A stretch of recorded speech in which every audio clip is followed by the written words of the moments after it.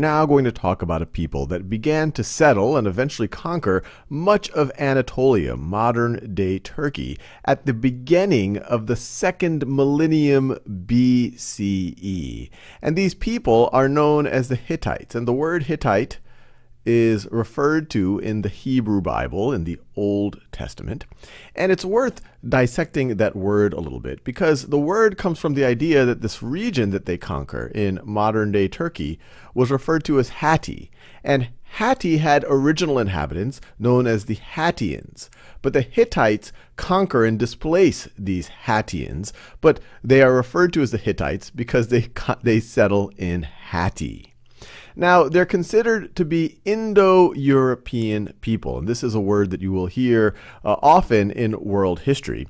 And that's because what linguists have found is that many modern languages seem to have a root in what's called Proto-Indoeuropean language. And I'll do a whole video on it. But looking at linguistic structures, we believe, or one model is that many of the people who speak these Indo-European languages, or these ones that are derived from that Proto-Indo-European, and that includes the Greek and languages related to Greek. We're talking about Latin. We're talking about the Germanic languages, including what I'm speaking right now, which is English, which is fundamentally a Germanic language with a lot of Latin influence. We're talking about Celtic, but we're also talking about more Eastern languages like Persian and Hindi and Bengali.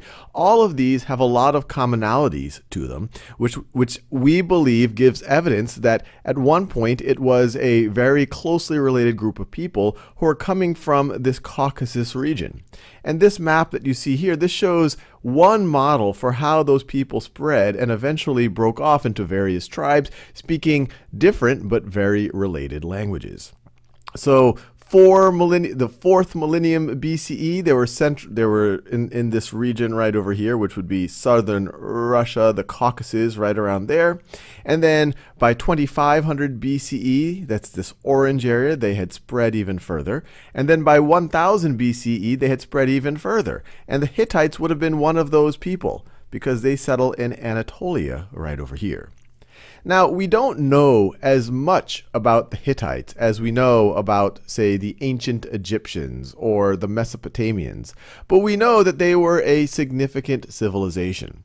Now, if you look at this timeline here, it shows the various civilizations that were emerging around this time. We're now talking about the mid to late 2nd millennium. So this is 1700 BCE. Let me write that down just to make sure we know that's BCE, 1600 BCE, so on and so forth. And I show these various civilizations that existed around that time. So they correspond to this map here. So you have Mycenaean Greece, which emerges around 1600 BCE all the way to about 1100 BCE. You have the New Kingdom of Egypt, which is from about 1550 BCE to a little bit after 1100 BCE. And we do a whole series of videos on ancient Egypt. And then we talk about the Old Kingdom, the Middle Kingdom, and of course the New Kingdom. And the New Kingdom of Egypt is important because they're going to be one of the key rivals for the Hittites in this period. The New Kingdom of Egypt is often referred to as the Egyptian Empire because it was the most powerful time of ancient Egypt. Now, and you see that right over here in this brown color. Now in this purplish blue color, that is the Hittite civilization. And this map right over here, you can see that they started to really settle and conquer that area at the beginning of the 2nd millennium. And by 1600, you have the old Hittite kingdom. And then as we get to about 1400 BCE, you have the new Hittite kingdom, often known as the Hittite Empire. And this is where they really start to flex their muscle. And notice, they're flexing their muscles at roughly the same time as the Egyptians. And so this map right over here, this is in roughly the 14th century what this area looked like. So we're talking roughly this zone. And you can see there are several civilizations, many of them that were in their peak. You see the Mitanni kingdom right over here. You see the Middle Assyrian Empire, and we talk about them when we talk about Mesopotamia.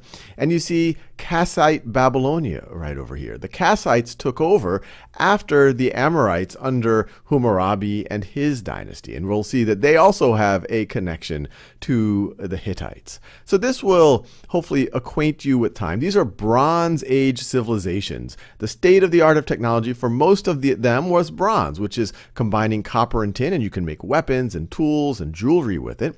Now what's interesting about the Hittites is that they were one of the first to start to use iron. Iron required a little bit more technology. In order to smelt iron, you had to get the furnace to be even hotter. And the Hittites, we know, did make use of iron. Now, they are also known as great charioteers. This is an image of what a Hittite chariot would look like. And so with the combination of iron chariots, that's one of the things that helped them establish something of an empire. Now, I mentioned that they come into conflict with many other peoples. In fact, they come into conflict with most of the folks that you see on this picture over here.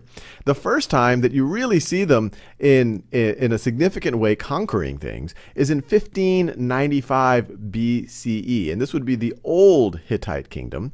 But this is what famously ends Hammurabi's dynasty, the Amorite dynasty in Babylon right over here. They go to Babylon in 1595 BCE, and they overthrow it. They're not able to maintain rule. They have to go back. There start to be fragmentation, dissension at home. But it's the end of the Amorites. And then eventually another group, the Kassites, take over this region. And you can see them in gray right over here. Now, what's also interesting in this timeline that we have, and we're talking about hundreds of years, it's important to keep things in perspective, is that you see that a lot of these civilizations in the Middle East and Mesopotamia, this area is often referred to as the Levant. It's related to the word levante from Italian for to rise, because for the Romans, for the Europeans, for those in the West, this is where the sun rose. This was the East. It was the Eastern Mediterranean. And so you have all of these civilizations that are in the Levant in the 14th century BCE and the 13th century BCE, but then they start to decline. And that general period after or around the 12th century BCE is known as the Bronze Age collapse, when a lot of these civilizations become a lot more fragmented.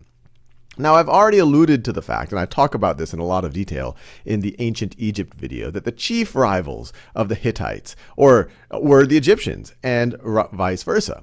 And it's particularly the case in the 14th and 13th centuries, where both of them were quite powerful empires. You have the Egyptians moving up into this area right over here, modern-day Israel and Lebanon, and you have the Hittites moving down from the north, from Anatolia into modern-day Syria. And there's a whole series of conflicts that emerge in this area. And one of the most famous and one of the most significant happens in 1274 BCE, and that is the Battle of Kadesh. Kadesh is an area that has switched hands multiple times between the Egyptians and the Hittites. At this time, you have Ramses II, considered the greatest Egyptian pharaoh. He is the pharaoh, he is the ruler of Egypt, and he wants to recapture Kadesh. And what's significant about the Battle of Kadesh, it's the earliest battle where we have a significant account of the tactics, of the strategy, of the formation of the troops. We know that there were over 50,000 soldiers involved. It's currently believed it might be the largest chariot battle in all of world history that we at least know about. And the actual outcome of the Battle of Kadesh seems to be a stalemate. Our accounts of it come primarily from the Egyptians. We don't have any significant Hittite surviving accounts of the Battle of Kadesh, but it gave us a lot of information. But beyond just the battle itself being significant, because we have this detail about what battles were like at that time period with chariots and the type of tactics that were used. What's also significant is 16 years after the Battle of Kadesh, you have the Egyptian-Hittite peace treaty in 1258 BCE. And the reason why this is significant is this is sometimes referred to as the first peace treaty in history. I would qualify a little bit as saying it's the first peace treaty that we know about in this part of the world. And this right over here is the Hittite version of it. And what's especially cool about this peace treaty, and just so you know what these other pictures are, this is a Hittite ramp discovered at the Hittite capital of Hattusa. This is some pictures of the Hittite gods of the underworld. But once again, we don't have as complete of a picture of the Hittites versus, say, the Egyptians.